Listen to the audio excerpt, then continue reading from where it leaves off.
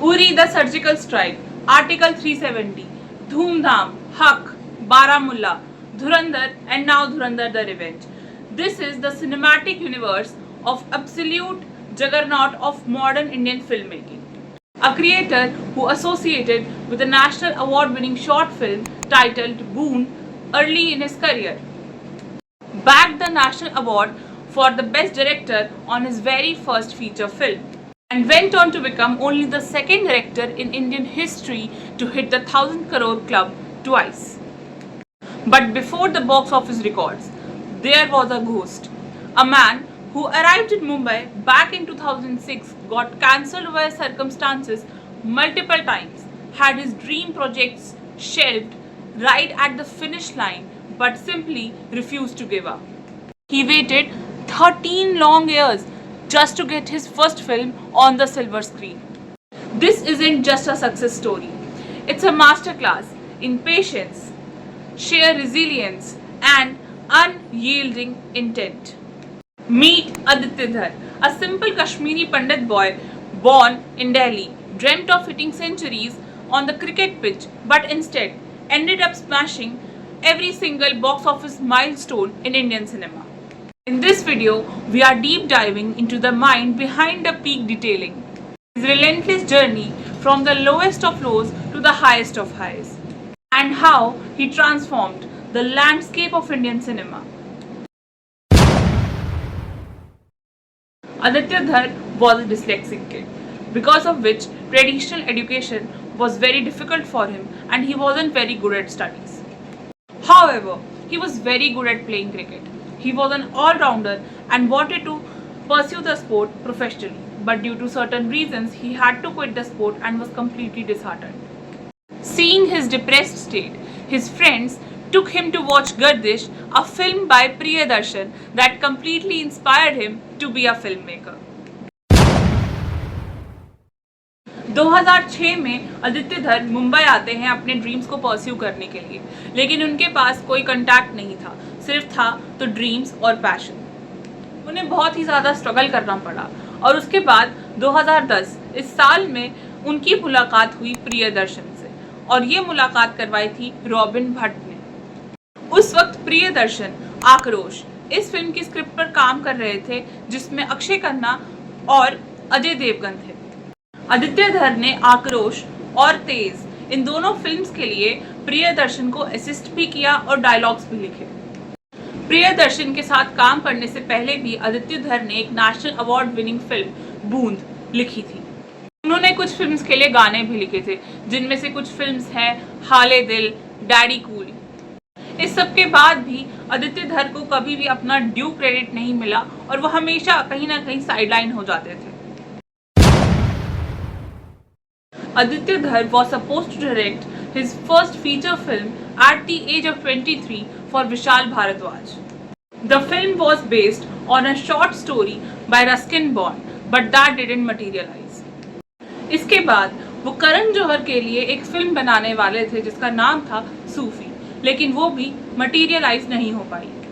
इसके बाद 2015-16 इसी बीच एक फिल्म जिसका नाम था रात बाकी, ये डायरेक्ट करने वाले थे आदित्य धर और इसे धर्मा प्रोडक्शंस प्रोड्यूस करने वाला था। इस फिल्म में फवाद खान और कटरीना कैफ होने वाले थे, लेकिन उरी अटैक के कारण पाकिस्तानी एक्टर्स बैन हो गए और ये फिल्म भी शेल्फ हो गई। पर आयरनी तो ये है कि जिस कारण से उनकी फिल्म शेल्फ हुई थी, उरी हमले के कारण, उन्होंने उसी पर एक फिल्म बनाई जिसका नाम था उरी द सर्जिकल स्ट्राइक। ये एक ब्लॉकबस्टर रही और इसके लिए उन्हें नेशनल अवार्ड तक मिला।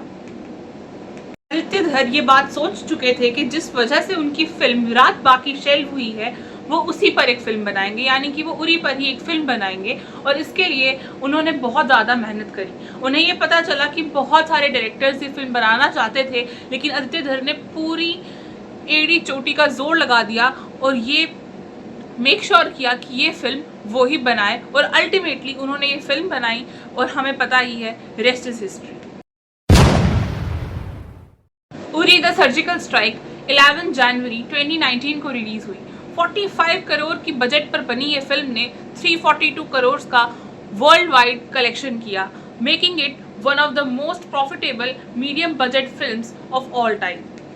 100 करोड़ क्लब के अंदर इस फिल्म ने 10 दिन के अंदर ही एंट्री ले ली। फिल्म के गाने हो जग्गा जितिया जैसे, या फिर इस फिल्म का वो डायलॉग हाउस द जोश, या फिर इस फिल्म का एक्शन सीक्वेंस हो, हर एक चीज़ ने लोगों का दिल जीत लिया। इस फिल्म के एक्टर्स ने भी लोगों का दिल जीत लिया, जैसे कि विकी कौशल, मोहित रैना और यामी गौतम। इस फिल्म ने 4 नेशनल अवार्ड्स जीते, जिसमें आदित्य धर को नेशनल अवार्ड मिला for best director, Vicky Kaushal को नेशनल अवार्ड मिला for best actor, Vishwadeep Chatterjee को बेस्ट ऑडियोग्राफी के लिए नेशनल अवार्ड मिला और शाश्वत सचदेव को नेशनल अवार्ड मिला for best music director. Film ने नेशनल अवार्ड्स तो जीते ही, लेकिन इसके साथ साथ कई फिल्मी अवार्ड्स भी इस फिल्म ने जीते और लोगों का दिल भी जीता। इसी बीच इस फिल्म की हीरोइन यामी गौतम से आदित्य धर की फ्रेंडशिप हुई और 2021 में जाकर इन दोनों ने शादी भी कर ली। उरी द सर्जिकल स्ट्राइक के बाद आदित्य धर को लगा कि उन्होंने खुद को प्रूव किया है और उन्हें अच्छा काम आसानी से मिलेगा, लेकिन डेस्टिनी को कुछ और ही मंजूर था। आदित्य धर का dream project the immortal Ashwatthama, इसे उन्हें शेल्व करना पड़ा क्योंकि क्रिएटिव डिफरेंसेस थे और बजट के भी इश्यूज थे। लेकिन इस सब के बावजूद भी आदित्य धर रुके नहीं। उन्होंने धुरंधर इस फिल्म को मटेरियलाइज करने के लिए अपनी पूरी ताकत लगा दी और उन्होंने एक ऐसी फिल्म बनाई धुरंधर द रिवेंज, जो कि उनके करियर का सबसे बड़ा टर्निंग पॉइंट रहा और इंडियन सिनेमा के लिए भी सबसे बड़ा टर्निंग पॉइंट रहा। आदित्य धर ने धुरंधर को बहुत ही मुश्किल से मटेरियलाइज किया। 250 करोड़ से भी ज्यादा का बजट इस फिल्म में गया और बहुत ही बड़ी स्टार कास्ट थी। इस फिल्म से उन्हें काफी ज्यादा एक्सपेक्टेशंस थी और इस फिल्म की मार्केटिंग भी बहुत ही कम की गई थी। इस फिल्म का पहला पार्ट धुरंधर ओपनिंग डे पर अंडरवेलमिंग परफॉर्म करती है, 28 करोड़ का ही ओपनिंग लेती है। लेकिन फिर जो हुआ वो तो हिस्ट्री है, धुरंधर सब कुछ लुट ले गया। धुरंधर ने बहुत ही ज्यादा कलेक्शन की, वर्ड ऑफ माउथ इतना ज़्यादा स्प्रेड हुआ कि भर भर के लोग थिएटर्स गए और बहुत ही ज़्यादा धुरंधर के पहले पार्ट को अप्रिशिएट किया गया। बहुत ज़्यादा कलेक्शन इस पार्ट की हुई। इसके बाद 19 मार्च को धुरंधर द रिवेंज इसका सेकंड पार्ट रिलीज होता है और 10 से भी ज़्यादा फिल्म्स ऑलरेडी पुश कर देते हैं लोग, क्योंकि कोई भी नहीं चाहता था कि वो क्लैश करे धुरंधर द रिवेंज के साथ। और 19 मार्च को धुरंधर द रिवेंज रिलीज होती है और हम सबको पता ही है कि उसके बाद क्या हुआ। ये दोनों फिल्म्स पूरी तरीके से इंडियन सिनेमा का लैंडस्केप चेंज कर देती है और लोगों के दिलों में अपना राज कर लेती है। 7 साल के बाद आदित्य धर जब वापस से बड़े पर्दे पर आते हैं अपनी फिल्म्स को लेकर, तो वो फिर से प्रूव करते हैं कि उनके अंदर कितना टैलेंट है। 7 साल के बाद जब वो अपनी फिल्म्स लेकर वापस आते हैं तो वो कहीं ना कहीं ये दिखाई देते हैं कि आंधी बनकर आया हूँ, मेरा हौसला भी अय्याश है। इस चीज़ को वो प्रूव ही कर देते हैं। The ultimate 3000 crore plus storm that reshaped modern Indian cinema. The man who left no stone unturned to be where he is today. The man who refused to give up no matter what.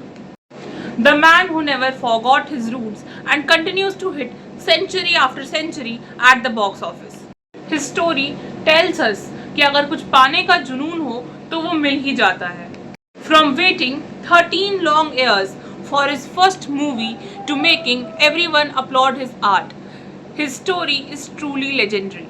We hope to see more such peak detailing by Aditya Dhar in the coming years. Thank you for watching this video. I will see you in the next one.